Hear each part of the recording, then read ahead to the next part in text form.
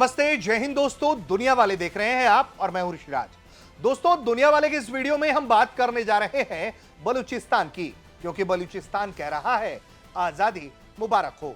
11 अगस्त यानी कि पाकिस्तान जो अपनी आजादी की तारीख है उससे 3 दिन पहले यानी कि 14 अगस्त को पाकिस्तान जो अपनी आजादी का जश्न मनाता है उससे 3 दिन पहले बलूचिस्तान में बलूचिस्तान की आजादी का जश्न मनाया जा रहा है।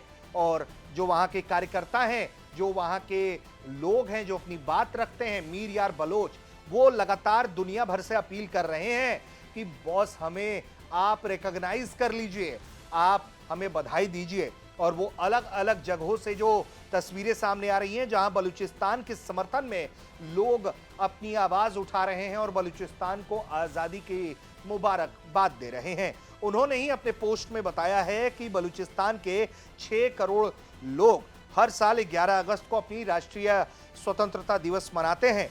आज हम उस मुकाम पर पहुंच गए हैं जहां सिर्फ अपनी आजादी का जश्न नहीं मनाते बल्कि दुनिया से यह मांग करते हैं कि बलूचिस्तान की आजादी को कानूनी, राजनीतिक, कूटनीतिक, नैतिक रूप से मान्यता दी जाए।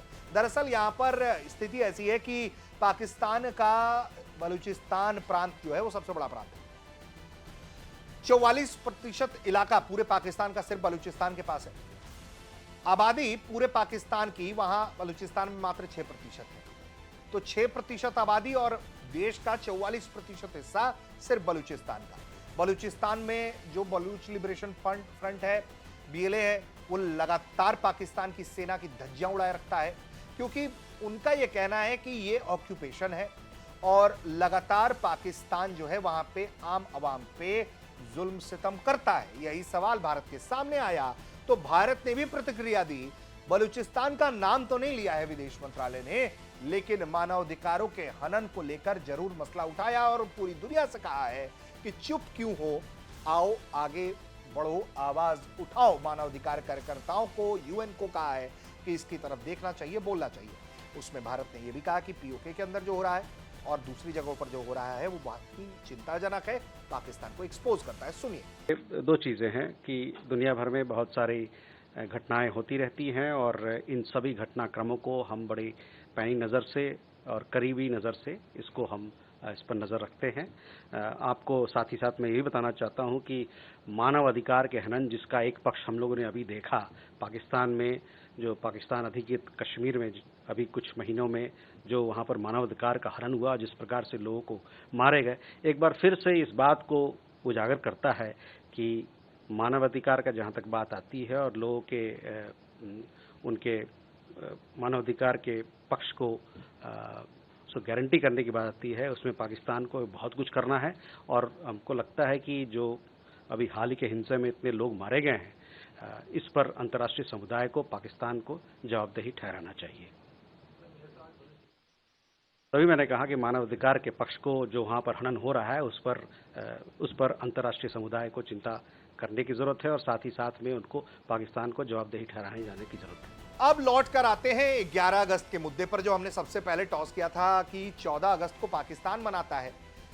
कागजी नक्शे पर, आधिकारिक तौर पर दुनिया की नजरों में कम से कम जो है बलूचिस्तान वो पाकिस्तान का हिस्सा है। उसको भी कायदे से 14 तारीख को मनाना चाहिए था, वो 11 को क्यों मनाता है? तो इसकी एक ऐतिहासिक पृष्ठभूमि है, जरा पलट लेते हैं, आज पन्नों के जरिए समझते हैं। बलूचिस्तान में 11 अगस्त को जबरदस्त तरीके से अपनी आज़ादी, उसके झंडे तमाम लहराए जा रहे हैं, जो बलूचिस्तान का अपना झंडा है, और पाकिस्तान की सरकार को ठेंगा दिखाया जा रहा है। इतिहासकार 11 अगस्त का इतिहास जब बताते हैं तो जो इतिहासकार हैं ताज मोहम्मद बिसिग्रे ने अपनी किताब Baloch nationalism, its origin and development up to 1980 में लिखा कि 11 अगस्त 1947 को कलात रियासत और मुस्लिम लीग के बीच एक समझौता हुआ। इस समझौते में कलात की अलग संवैधानिक स्थिति को स्वीकार कर लिया गया। यही वजह है कि कई बलोच राष्ट्रवादी 11 अगस्त को अपनी स्वतंत्रता की पहचान के रूप में इसे मनाते हैं। 15 अगस्त 1947 को क्या हुआ था, इसका भी जरा हम पन्ना पलटे तो इतिहासकार बताते हैं कि भारत पाकिस्तान के विभाजन के समय जो खान मीर अहमद यार खान हैं, उन्होंने कलात को एक स्वतंत्र राज्य घोषित किया। बलोच राष्ट्रवादी दावा करते हैं कि कलात कुछ समय तक स्वतंत्र रहा। कई ऐतिहासिक स्रोतों के मुताबिक ये अवधि करीब 227 दिनों की थी। यहीं से इतिहास जो है उस पर कई तरह के सवाल खड़े होते हैं कि पाकिस्तान में जो विलय की थ्योरी है वो सवालों के घेरे में आ जाती है। और इतिहासकार जो हैं दुष्का एच सैयद, वो अपनी किताब में the accession of Kalat myth and reality में लिखते हैं कि 1948 की शुरुआत में पाकिस्तान और कलात के बीच बातचीत जो है वो तेज हो गई थी। पाकिस्तान का आधिकारिक रुख अलग है। उसका कहना है कि यह विलय कानूनी और संवैधानिक प्रक्रिया के तहत है। 27 मार्च 1948 को कलात के शासक खान अहमद यार खान ने पाकिस्तान के साथ विलय के दस्तावेजों पर हस्ताक्षर किए। हालांकि कई बलोच राष्ट्रवादी और कुछ इतिहासकार दावा करते हैं कि यह फैसला राजनीतिक सैन्य दबाव में लिया गया। पाकिस्तान इस दावे पर अपनी सहमति तो व्यक्त नहीं करता, लेकिन बलूचिस्तान के लोगों का एक बड़ा स्वर जो है इस पर उठने लगा है। लगातार बलूचिस्तान के अंदर यही विद्रोह पनपता रहा और आज के वक्त में ये पाकिस्तान की सरकार को, पाकिस्तान की सेना को खुलकर चुनौती देता है। इसके पीछे कई कारण हैं। देखिए, एक तो ये आजादी का जो इनका संकल्प है, इनका जो सपना है, इनके जो दावे हैं, उसके आधार पर ये लड़ते हैं। इसके अलावा जब आपको हम बताएं कि इसमें एक और एंगल आ जाता है, वो ये कि बलूचिस्तान के अंदर संसाधनों का दोहन इतना है, वहां चाइना को घुसाने की कोशिश है, वहां अमेरिका को लाने की कोशिश है, और पाकिस्तान चाहता है कि यहाँ के जो खनिज है उसको, और उसकी जो सेना है वो क्या करती है कि यहां से खनिज पदार्थ का एक्सप्लॉयटेशन करती है, बेचती है, मुनाफा कमाती है, पैसे कमाती है, अपने लोगों को फायदा देती है। सियासतदान जो है पैसे कमाते हैं, लेकिन बलूचिस्तान के लोगों को मिलता है ठेंगा।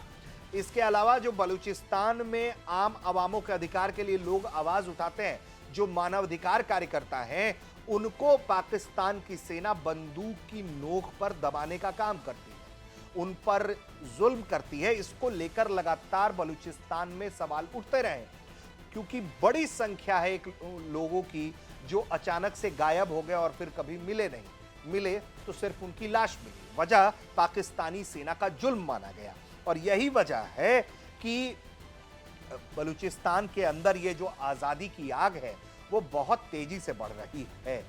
दावा ये है कि इस 11 अगस्त की तस्वीरों को रोकने के लिए बलूचिस्तान में इंटरनेट बंद किया गया है और इससे जुड़े हुए तस्वीरों को आने में समय लगेगा, ऐसा दावा किया जा रहा है। इतना ही नहीं, बलूचिस्तान के सभी इलाकों में बताया जा रहा है कि पाकिस्तान की एयरफोर्स गश्त कर रही है, क्योंकि लैंड पर सेना का मूवमेंट बहुत टफ है, वो मार दिए जाते हैं, ढेर कर दिए जाते हैं, तो ड्रोन उड़ाकर, हेलीकॉप्टर्स उड़ाकर निगरानी करने का दावा किया जा रहा है।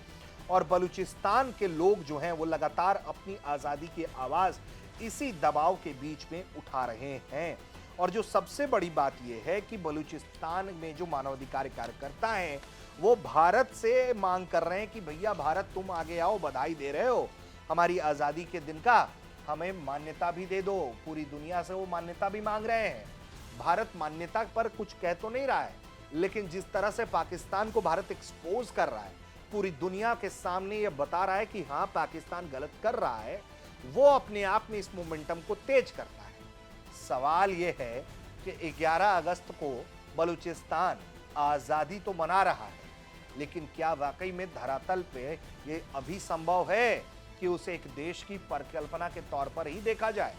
क्या वहां वो अपनी सुरक्षा के लिए सेना की कैसी व्यवस्था करेगा, कैसे राजनयिक संबंध स्थापित करेगा, यूएन में कैसे दर्जा दिलवाएगा, ये सब एक बड़ा इसमें अभी रुख बचा हुआ है।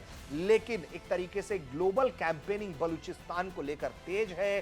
पूरी दुनिया से तस्वीरें आ रही हैं बलूचिस्तान के कार्यकर्ताओं की, जो मानवाधिकार कार्यकर्ता हैं उनकी, वो आज़ादी मना रहे हैं 11 अगस्त को, लेकिन पाकिस्तान की सेना, पाकिस्तान की सरकार मुंह बंद किए है, क्योंकि उन्हें डर है कि कुछ भी बोलेंगे तो पूरी दुनिया इस पर बात करेगी कि हाँ वाकई में बलूचिस्तान के अंदर कुछ हो रहा है। तो बड़ी बड़ी डींगे हाँकने वाली पाकिस्तानी सेना ग्राउंड से बलूचिस्तान में लगभग गायब है और आसमानी गश्त के जरिए बलूचिस्तान को काबू करना चाहती है, जो कि संभव नहीं दिखाई देता। और यही वजह है कि इस वक्त बलूचिस्तान में लोग खुलकर बलूचिस्तान का झंडा लहरा रहे हैं, अपनी आज़ादी की बात कर रहे हैं।